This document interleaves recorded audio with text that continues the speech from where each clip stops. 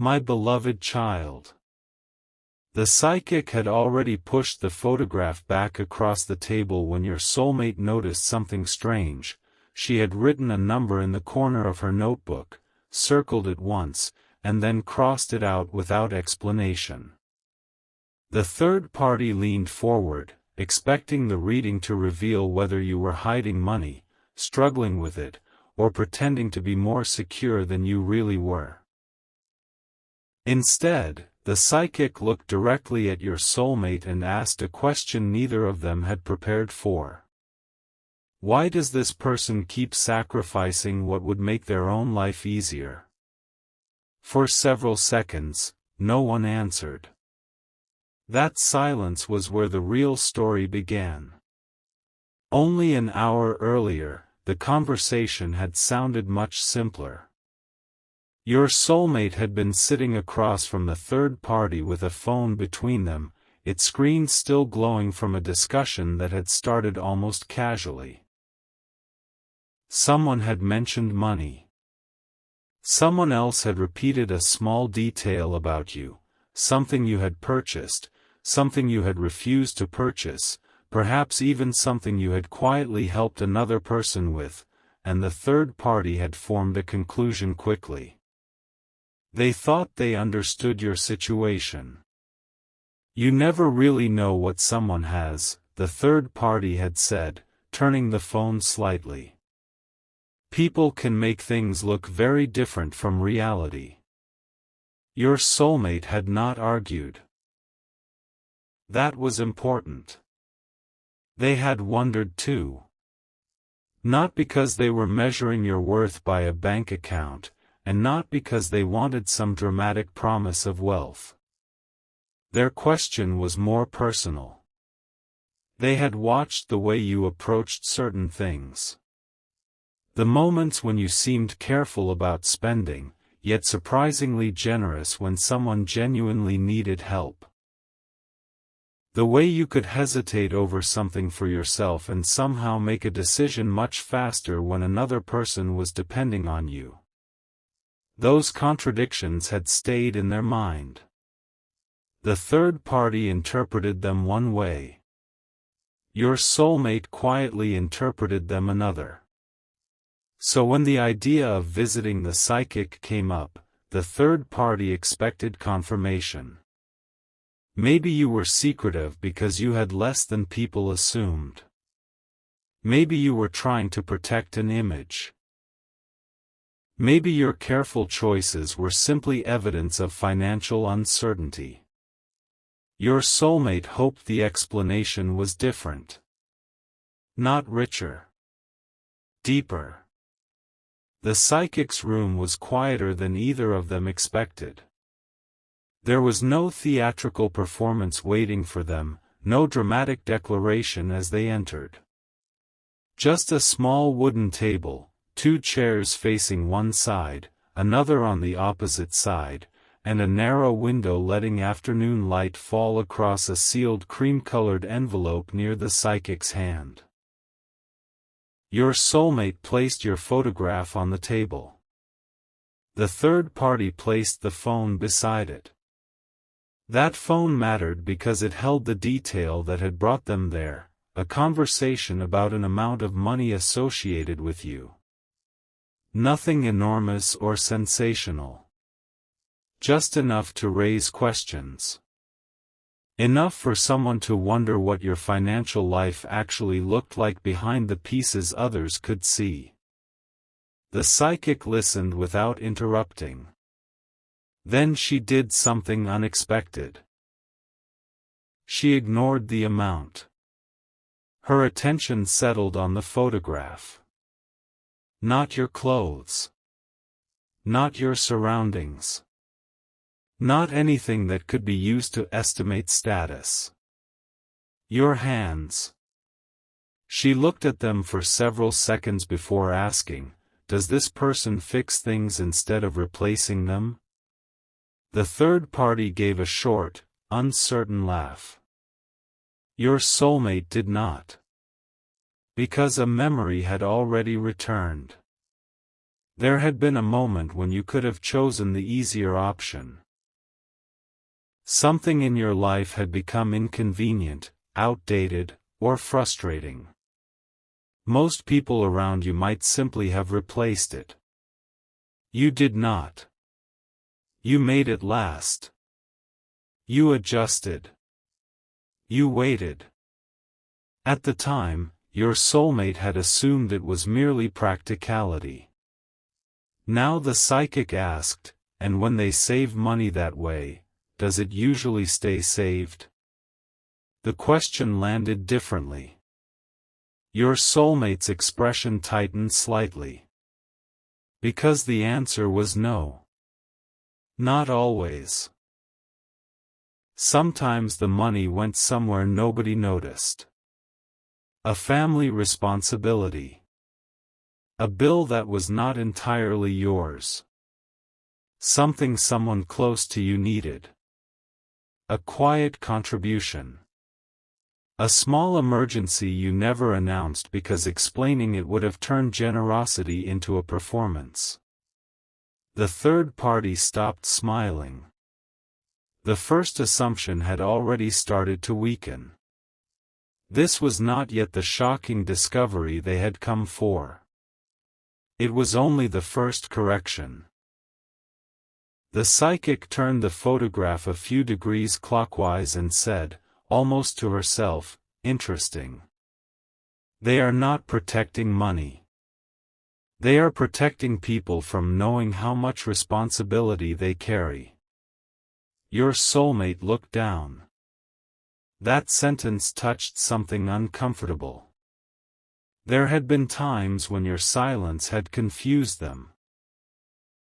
Moments when they wondered why you did not explain yourself more clearly, why you could become distant when responsibilities accumulated, why plans sometimes remained private until you were sure they could actually happen. They had occasionally mistaken that privacy for emotional distance. Now another interpretation was forming.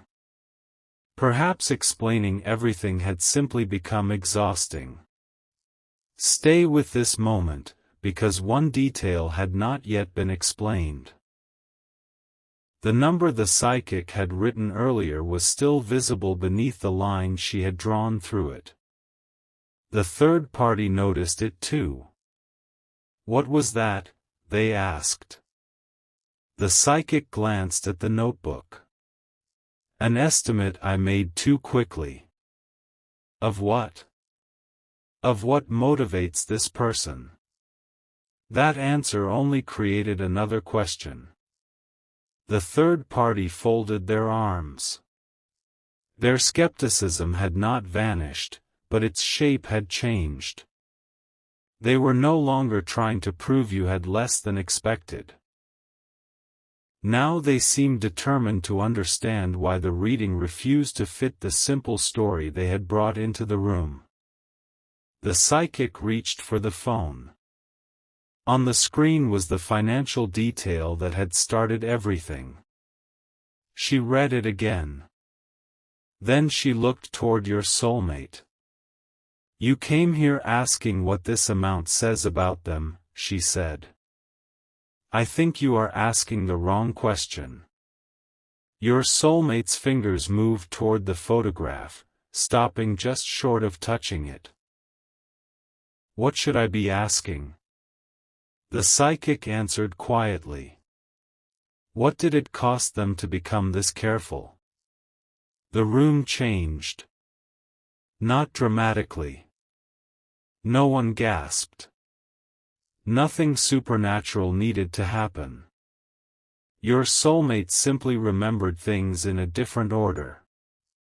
The time you said, "It's fine," when something clearly disappointed you. The purchase you delayed even though you had wanted it for months. The way you seemed uncomfortable when people praised you for helping, as though you would rather the subject disappear. The times you chose stability over appearance. The periods when you became more disciplined after something went wrong instead of becoming more reckless. And suddenly a struggle that may once have looked like limitation began to look like training. Not glamorous training. Real training. The kind that teaches someone to distinguish between what feels good today and what still matters 6 months from now. The psychic did not romanticize hardship. She did not claim that difficulty automatically creates wisdom. She simply pointed to a pattern your soulmate had already witnessed. You learned something, she said, speaking as though the photograph were telling a story rather than predicting a future. Whatever happened around money, this person stopped wanting money merely to look successful. They started wanting what money could protect. Your soulmate's eyes lifted. Protect? Peace. Choice. Time. The ability to say no without panic. The ability to help without collapsing afterward. That was the first real payoff. The reading was not revealing a hidden fortune. It was revealing a hidden definition of wealth. Your soulmate had expected the answer to be numerical. Instead, the answer was behavioral. The third party shifted in their chair and looked at the phone again. Their earlier confidence had softened. So they're just cautious? The psychic shook her head. Caution is only half of it. She opened the cream-colored envelope that had been resting untouched beside her. Inside were several blank cards used during her sessions. She removed one, placed it beside your photograph, and wrote 3 words. Build before display. Your soulmate read them twice. The psychic explained that some people spend energy proving they are progressing. Others become quieter while they are progressing because attention feels premature. From what had been described about you, the delayed decisions, the private planning, the way your habits changed after financial pressure, you seemed to fall into the second pattern. That was when your soulmate believed they finally understood. You were simply saving. Planning. Trying to create a safer future. For a moment, the mystery seemed solved. Then the third party pointed at the phone. If that's true, explain this. There was one transaction, conversation, or amount they had both overlooked because it did not match the pattern. Money had gone out when keeping it would have made far more sense. Not on luxury. Not on impulse. Not on yourself. Your soulmate stared at the screen. They remembered the timing now. That period had not been easy for you. You had been carrying your own uncertainty, yet somehow you had still taken responsibility for something, or someone, without telling everyone what it had required from you. The psychic's expression changed. This time she did not look impressed. She looked concerned. There, she said. Your soulmate leaned closer. There what? That is the contradiction. For the first time, the third party said nothing. The psychic traced one finger near the transaction without touching the screen. A person who is disciplined enough to delay their own comfort does not suddenly become careless without a reason. So either we have misunderstood them. She paused. Or this money was never really about money. The phrase stayed suspended between them.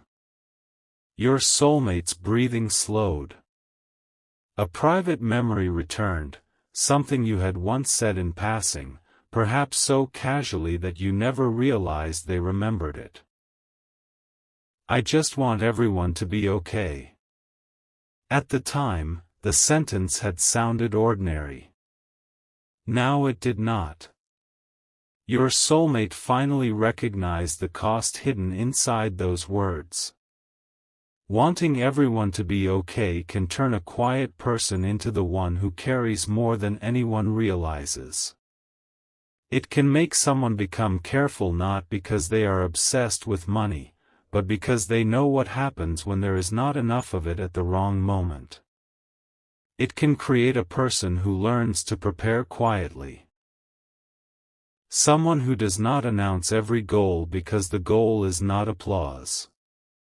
The goal is relief. The goal is a home that feels steady. A future where unexpected problems do not immediately become emergencies. A life where love is not constantly interrupted by survival. Your soulmate looked at your photograph differently after that. Respect entered where curiosity had been. Then something heavier followed it.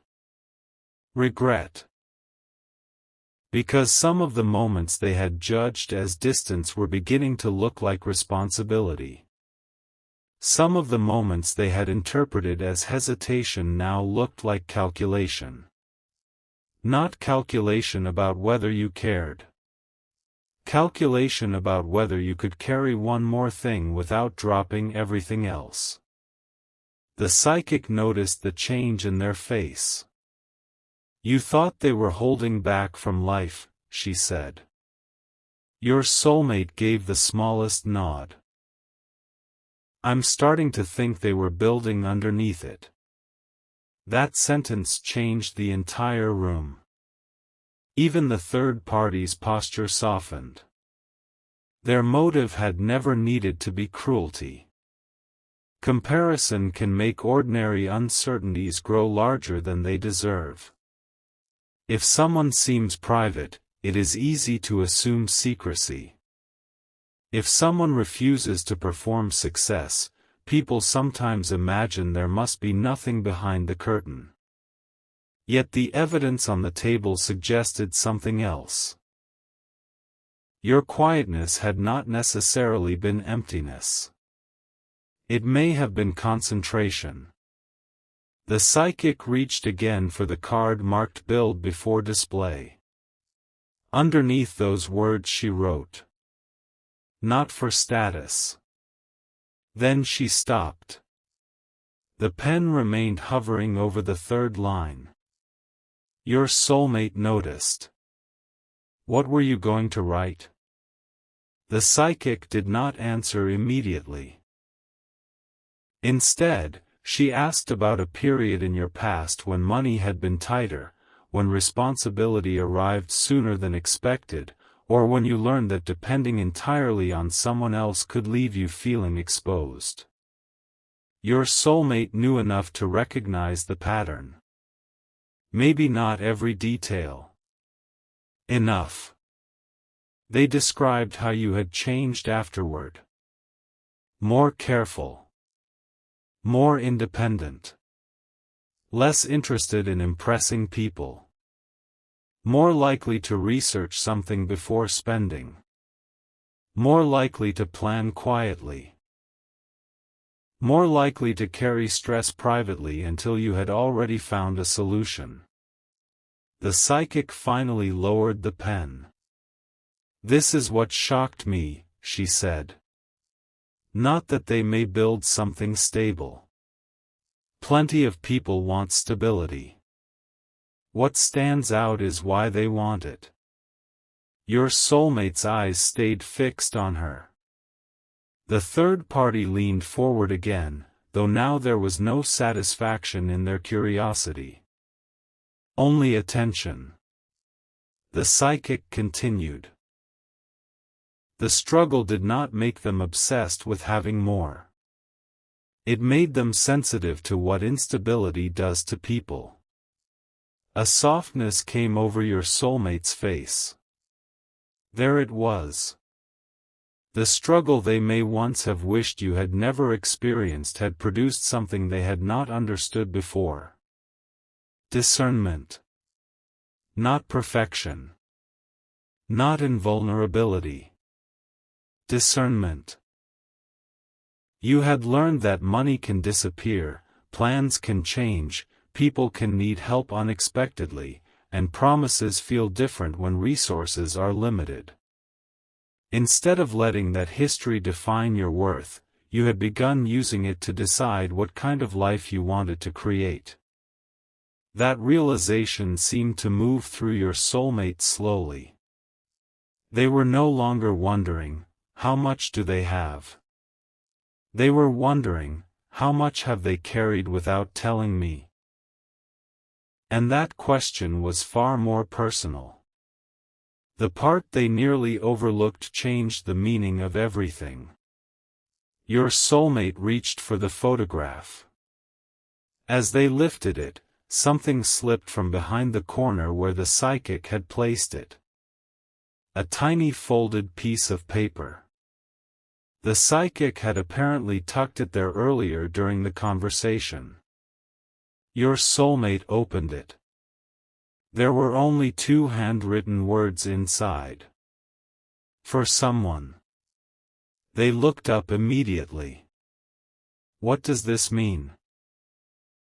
The psychic's voice became softer. It means I no longer think their private preparation is only about themselves. Your soulmate froze. A long silence followed. Not because the statement was dramatic. Because somewhere inside it, they recognized something. Perhaps a conversation you once started and never finished. A future plan you quickly changed the subject from. A question you asked about homes, distance, work, family, or what it would take for 2 people to feel secure together. A moment that had seemed insignificant until now. The third party looked between them. Are you saying they're planning something for another person? The psychic held up one hand. I'm saying their behavior suggests that when they imagine stability, they imagine sharing it. Your soulmate's eyes returned to the folded paper. For someone. Their thumb moved slowly across the crease. That was when emotion finally reached their face. Not tears yet. Recognition. Because there was one memory they had not mentioned to the psychic. One detail about you and money that nobody else in that room should have known mattered so much. Months earlier, during an ordinary conversation, you had said something about the future.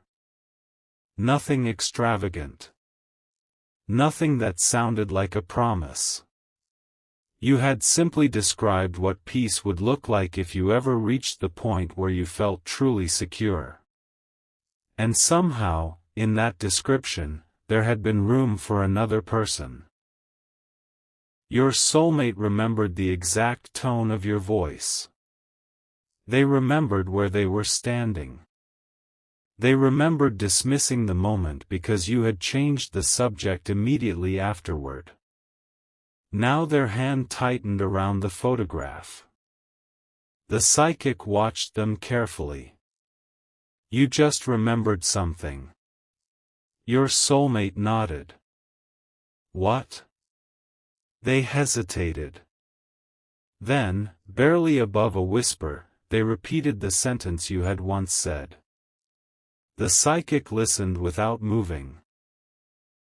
The third party's eyes widened, not because the words were grand, but because they connected every strange detail on the table, the sacrifice, the discipline, the delayed comfort, the quiet planning, the transaction that had made no sense, the card marked billed before display, and the folded note that read for someone. The psychic turned the blank card over. On the reverse side, she began writing one final line. Your soulmate watched each word appear. Then their expression broke. The question they had carried into the room, how much money you had, whether you were hiding something, whether your carefulness meant scarcity, suddenly seemed almost embarrassing. Because the discovery was never really about what was sitting in an account. It was about what you were trying to become capable of protecting. The psychic placed the card face down. Your soulmate looked at her, eyes shining now. Why did you turn it over? Because this last part isn't about money at all. The room became completely still. The third party looked toward the photograph. Your soulmate did not. They were watching the psychic. She placed 2 fingers on the face-down card and slowly pushed it across the table toward them. There is a reason, she said, that the person in this photograph may have started thinking about security differently after meeting you. Your soulmate's breath caught. The card stopped directly beneath their hand. They did not turn it over.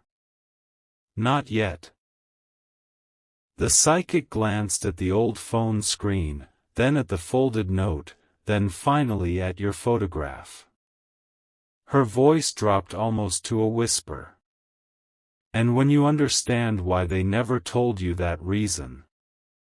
Your soulmate's fingers closed around the edge of the card. The psychic looked directly into their eyes. You'll understand why this became personal for them. And just as your soulmate began to turn the card over, the psychic said their name and quietly added, "There's something about you they were trying to prepare for long before you realized it." The card was barely halfway turned when your soulmate stopped moving. Not because they were afraid of what was written there, but because one word had become visible along the edge, and that single word was enough to pull an old memory into the room with such precision that even the third party noticed the change in their face. Home. Your soulmate stared at it. The psychic said nothing. For several seconds, the only movement came from the phone screen dimming beside the photograph. Then your soulmate finally turned the card completely over. The sentence was simple. They are not preparing to look wealthy. They are preparing to feel safe enough to build a home with someone. The third party read it first. Their brows drew together. That could mean anything. Perhaps. Yet your soulmate already knew why it did not feel vague. Because the word home had appeared once before. Not in a romantic confession. Not during some dramatic promise about the future. It had appeared during one of those ordinary conversations people rarely realize will matter later. You had been talking about money. Not how much you wanted. What you wanted it to stop controlling. You had said something like, "I don't need everything. I just want enough stability that the people I love don't have to feel nervous all the time." Then you had laughed softly and changed the subject. Your soulmate remembered that now. At the time, they had assumed it was simply a practical thought. That answer settled differently. It meant wanting something was never just about whether you liked it. Somewhere beneath the surface, another calculation could begin. Who else needs something? What might happen next month? What if someone calls unexpectedly? What responsibility have I not handled yet? Could this money become more useful later? The psychic was not praising constant self-denial. She was recognizing a pattern. When someone has spent enough time carrying responsibilities quietly, even simple choices can become layered. Your soulmate seemed to understand that immediately. They remembered watching you hesitate over something you genuinely wanted, only to spend nearly the same amount later helping solve somebody else's problem. At the time, it had frustrated them. Why were you always willing to show up for everyone except yourself? Now that frustration transformed into something gentler. Concern. You think they've been doing too much for other people? The psychic tilted her head. I think they became dependable before they learned how to let anyone be dependable for them. Your soulmate went completely still. That sentence reached deeper than the financial question. Because suddenly, your relationship with money was connected to something emotional. Receiving. Trusting.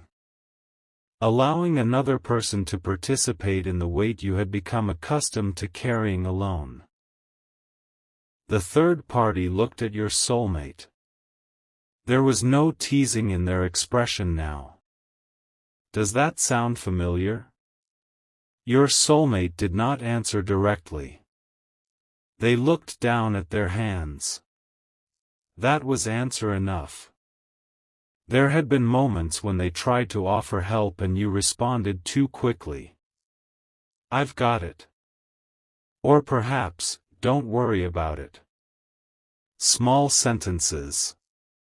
Easy to misunderstand. Your soulmate had occasionally heard independence in them. The psychic was suggesting another possibility. Habit.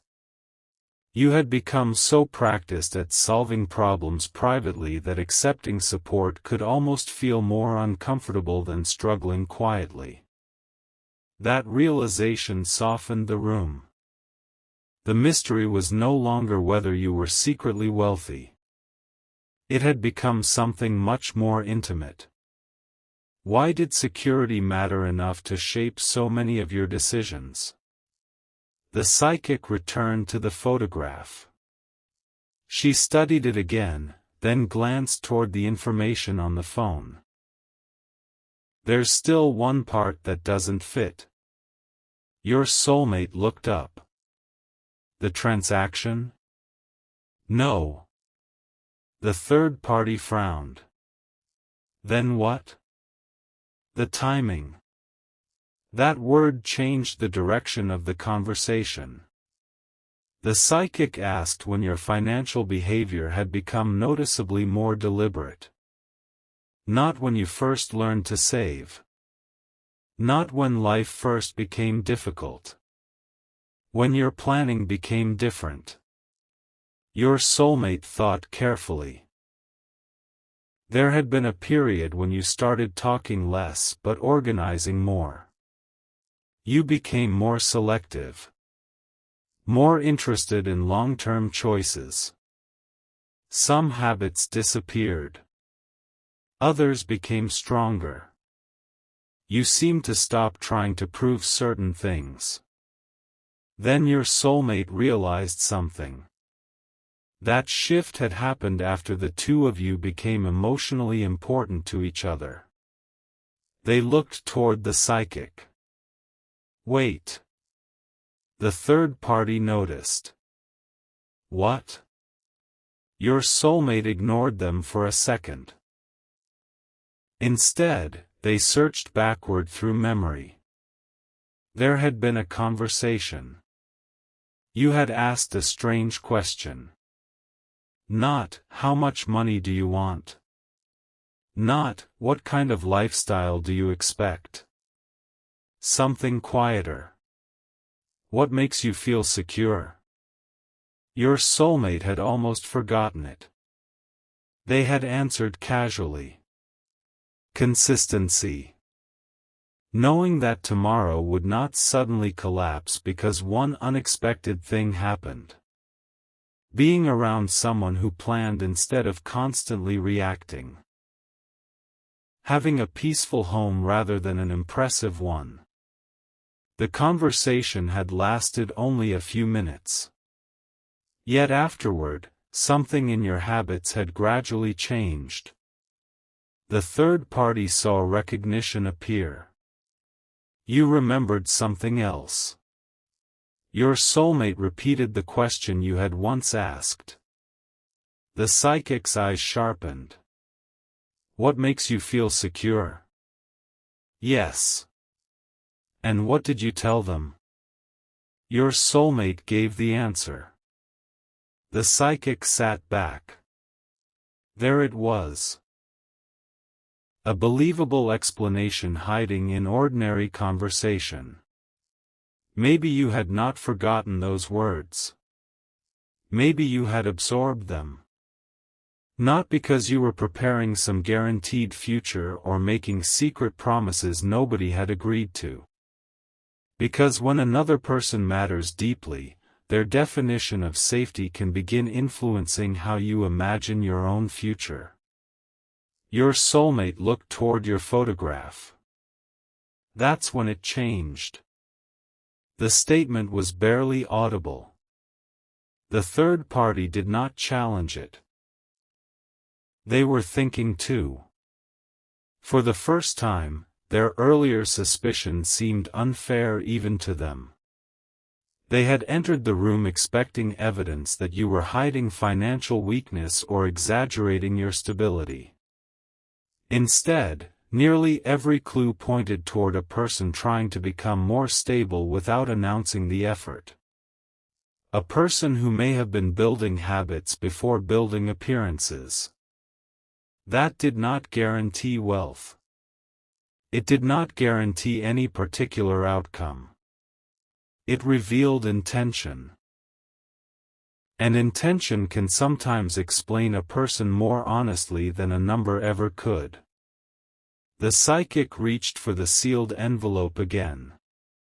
Your soulmate noticed there was still something inside. You didn't take everything out. The psychic glanced down. No. What's left? One question I wrote before either of you arrived.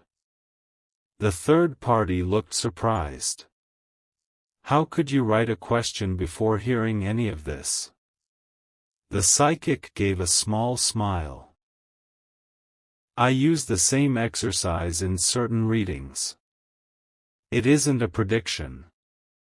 It's simply a way of testing whether people are focused on the number or the meaning behind it. She removed a second card. Unlike the first, this one contained only a handwritten question. If money stopped being the problem, what would this person actually want? The third party read it aloud. Your soulmate stared at the words. The answer seemed obvious for half a second. A comfortable life. Maybe travel. A better home. Freedom from pressure. Then they shook their head. No. The psychic waited. Your soulmate looked at the photograph again. They'd want everyone settled first. The third party opened their mouth, then closed it. Because that answer matched everything they had already discussed. Yet the psychic did not seem satisfied. Everyone?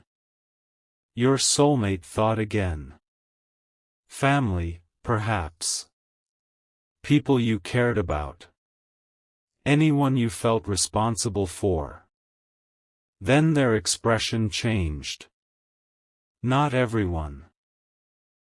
The psychic leaned forward slightly. Who? Your soulmate did not answer. A memory had surfaced. One you may never have realized stayed with them. There had been a moment when they were worried about their own future. Maybe work had become uncertain. Maybe family expectations were weighing on them. Maybe they felt behind compared with other people. They had spoken carelessly about it, perhaps even embarrassed by their vulnerability. You had not offered some dramatic speech. You had said something practical. We'll figure things out. We. Not you. Not, I hope you figure it out. We. Your soulmate had heard the word at the time. They had not understood its weight. Now they did. Their eyes became glassy. The psychic noticed immediately. What did you remember? Your soulmate looked away. The third party became unexpectedly gentle. It's okay. That small moment mattered. Tension between them had been built on assumptions.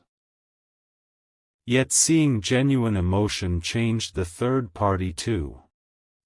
They no longer seemed interested in winning the argument that brought them there. They wanted to understand why this realization was affecting your soulmate so deeply. Your soulmate finally spoke. They said, we. The psychic waited. When? Your soulmate explained. A vulnerable conversation. A moment when they had confessed uncertainty. A practical problem they were carrying. And your response? We'll figure things out. The psychic nodded slowly. That might be the most important financial statement you've mentioned all afternoon. The third party looked confused. That wasn't even about money. Exactly. The psychic placed the second card beside the first. Money often represents something else in relationships. Control. Freedom. Fear. Status. Dependence. Responsibility. Sometimes generosity. She pointed toward the word home. For this person, based on what you've described, it seems strongly connected to responsibility and shared security. Your soulmate pressed their lips together. The entire reading was rearranging itself again.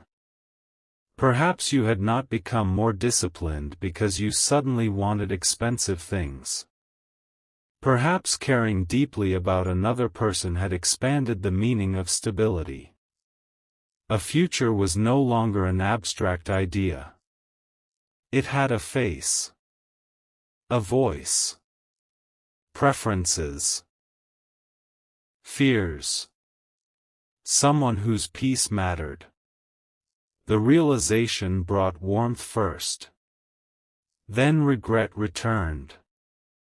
Because your soulmate remembered the times they had interpreted your slower pace as uncertainty about them. Maybe you did hesitate. Maybe you were uncertain sometimes. Real people are. Yet hesitation could coexist with care. Someone might want closeness deeply while also wanting to feel capable of sustaining the life they imagine around that closeness. Your soulmate had once asked themselves, why aren't they moving faster? Now another question emerged. What were they trying to get ready for? The psychic heard it. Say that again. Your soulmate looked up. What were they trying to get ready for?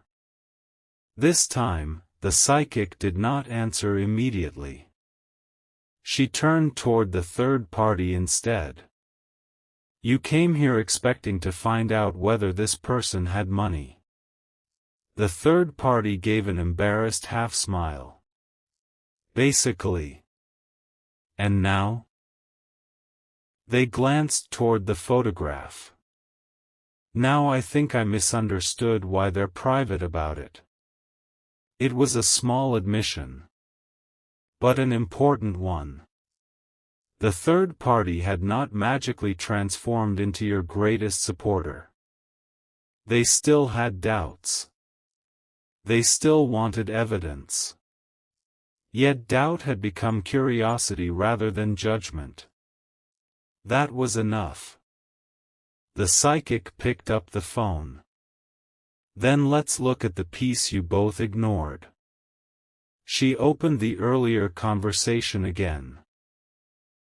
There was a sentence your soulmate had barely noticed. A message associated with the amount that originally raised suspicion. Not a bank statement. Not a hidden account. A message. Your soulmate read it slowly. The wording referred to Phase 1. The third party immediately frowned. Phase 1 of what? Your soulmate looked stunned. They had seen those words before. They simply had not connected them to anything meaningful. The psychic placed the phone between them. Do you know what they were planning? No. Were they planning a business? I don't think so. A purchase? Maybe. Travel? Your soulmate shook their head. The mystery reopened. For the first time, there was actual evidence that you had been quietly organizing something in stages. Nothing guaranteed. Nothing magical. A real plan of some kind. Your soulmate thought about recent months. Conversations you ended early. Questions you asked casually. The way you had become strangely interested in certain practical details. Costs. Distances. Timelines. What people needed to feel comfortable. At the time, none of those pieces seemed connected. Now they almost did. Almost. The psychic asked, did they ever ask about where you would want to live? Your soulmate's head lifted. The third party turned toward them immediately. They did? Your soulmate nodded slowly. Once. Maybe twice. You had made it sound hypothetical. If you could live anywhere that felt peaceful, what would matter most? They had answered without thinking deeply about why you were asking. Space. Quiet. Being near the right people. Not feeling financially trapped. The psychic touched the card that said home. A chill of recognition moved through your soulmate, not fear, just the strange sensation of watching disconnected memories line up. The third party leaned closer to the phone. Phase 1 could still mean anything. It could, the psychic agreed. She refused to exaggerate the clue. That made the next detail even more powerful. Your soulmate suddenly remembered another conversation. You had once asked about their monthly responsibilities. Not their income. Their responsibilities. What would you need covered, you had asked, to feel like you could breathe? At the time, your soulmate had joked about it. Now the joke felt different. Their eyes lowered. Oh. The third party heard the change in their voice. What? Your soulmate repeated the question. The psychic became very still. Why would someone ask you that? I thought they were just curious. Maybe they were. The psychic paused. Or maybe understanding your responsibilities mattered to whatever they were trying to build. That was the deeper contradiction. You were private about your own finances while quietly learning about your soulmate's needs. Private about your plans while asking questions about their definition of stability. Careful about your personal spending while showing unusual willingness to carry certain responsibilities. The pattern was becoming difficult to dismiss. Your soulmate reached for the photograph again. This time their fingers trembled slightly. They never told me. The psychic's answer was quiet. Perhaps they weren't ready. That possibility hurt differently. Not rejection. Preparation. Maybe you were afraid of speaking too soon. Maybe you knew intentions mean little without follow-through. Perhaps past financial struggles had taught you not to announce plans while they were still fragile. Planning privately may have become your way of protecting both yourself and other people from disappointment. That was not necessarily the healthiest choice in every situation. Communication still mattered. But it was understandable. Grounded. Human. Your soulmate stared at the words Phase 1 on the phone. What if they were planning something that involved me? The psychic did not feed the hope. She kept the interpretation careful. Then the important question would not be whether the plan succeeds exactly as imagined. Your soulmate looked at her. What would be important? That they were already including your well-being in the way they thought about stability. Silence. That was enough. Your soulmate's eyes finally filled. Not because someone had promised them wealth. Not because a psychic guaranteed a perfect future. Because the evidence suggested that the person they cared about may have been quietly translating affection into preparation. A budget nobody applauded. A delayed purchase nobody noticed. A question about security that seemed casual. A small sacrifice that looked ordinary from the outside. A private Phase 1. These were not glamorous expressions of love. They were practical ones. And perhaps that was why they had been so easy to miss. The third party looked at your soulmate differently now. You thought they were unsure about you. Your soulmate nodded. For a long time. What do you think now?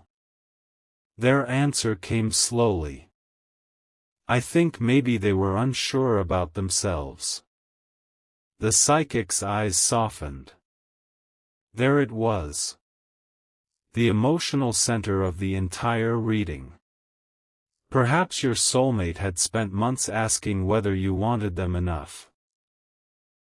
Meanwhile, you may have been asking yourself whether you could become the version of yourself capable of offering the steadiness you believed they deserved. Those are very different questions.